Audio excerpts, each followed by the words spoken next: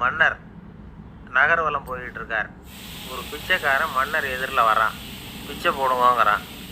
என்னுடைய அமைதியை கெடுக்காதே போங்கிறார் மன்னர். அவன் சிரிக்கிறான். அரசே, உங்களுடைய அமைதி கெடக்கூடிய நிலையில் இருந்தால் அதுக்கு பேர் அமைதியே கிடையாது அப்படின்னு ஆனான். எதிரில் நிற்கிறது வெறும் பிச்சைக்காரன் இல்லை, யோகி அப்படிங்கிறத மன்னர் புரிஞ்சுக்கிட்டார். துறவியே, உங்களுக்கு என்ன வேணும்னாலும் கேளுங்க, கொடுக்குறேன்னாராம். அந்த துறவி மறுபடியும் சிரிக்கிறார்.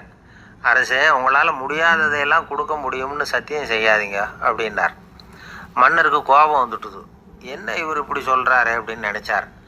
நகர்வலத்தை பாதியிலேயே நிறுத்தினார். வாங்க அரண்மனைக்குன்னார். துறவியை அழைச்சிக்கிட்டு அரண்மனைக்கு வந்துட்டார்.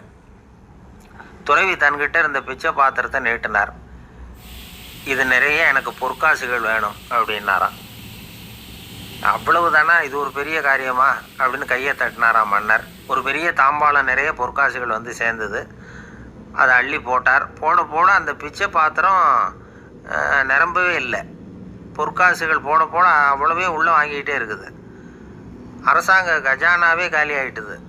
மூட்டையாக பொற்காசுகளை கொட்டி பார்த்துட்டாங்க. அது முழுங்கிக்கிட்டே இருக்குது. கடைசி வரைக்கும் அந்த பிச்சை பாத்திரம் வந்து நிரம்பவே இல்லை. அரசர்கிட்ட இருந்த கர்வம் போயிட்டுது. அப்படியே பொத்துன்னு துறவி காலில் விழுந்தார்.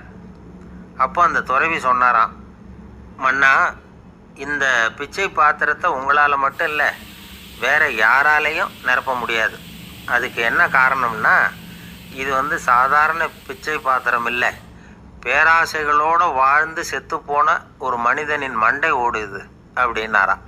பாருங்கள், இதுதான் அந்த சுஃபி இலக்கிய கதை. செத்த பிறகும் நிறைவு இல்லைன்னா அது எப்பேற்பட்ட பேராசையாக இருக்கும்னு யோசித்து பார்த்துங்க.